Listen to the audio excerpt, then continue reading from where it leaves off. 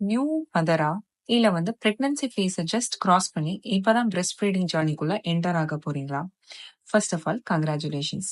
இந்த வீடியோ உங்களுக்காக தான். ஃபர்ஸ்ட் ஸ்கிப் பண்ணாம ஃபுல்லா பாத்துருங்க.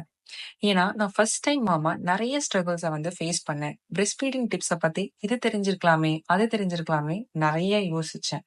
ஒரு 6 மந்த் எக்ஸ்க்ளூசிவ் பிரஸ்ட் ஃபீடிங் ஜர்னியை கம்ப்ளீட் பண்ண அந்த எக்ஸ்பீரியன்ஸை ஸ்மூத்தா உங்களுக்கு எல்லாருக்குமே மாத்துறதுக்காக நான் இந்த வீடியோ ஃபுல்லா நிறைய டிப்ஸ் சொல்ல போறேன். கண்டிப்பா ஃபுல்லா பாத்துருங்க. சுத்தி சுத்தி நிறைய கமெண்ட்ஸ் வந்துட்டே இருக்குங்க. ஃபர்ஸ்ட் கம்ப்ளைண்டே பிரஸ்ட் சைஸ் பத்தி தான் சொல்லுவாங்க. பிரஸ்ட் பெருசா இருக்கணும், அப்படி இல்லைன்னா பால் கட்டிட்டு இருக்கணும், அப்பதான் பேபிக்கு பால் பத்தம் சொல்லுவாங்க. பட் அது அப்படிலாம் இல்லைங்க. பிரஸ்ட் குட்டி பெருசு அதுக்கும் மில்க் செக்ரேஷனுக்கும் சம்பந்தமே இல்லை. ஈவன் டாக்டர்ஸும் அதான் சொல்லிட்டு இருக்காங்க. எல்லாரும் சொல்ற அளவுக்கு பெருசா அப்படின்னா இல்லை. யூஸ்வலா இருக்கிறத விட கொஞ்சம் ஹெவியா ஃபீல் ஆச்சு. பாப்பாக்கு ஃபீட்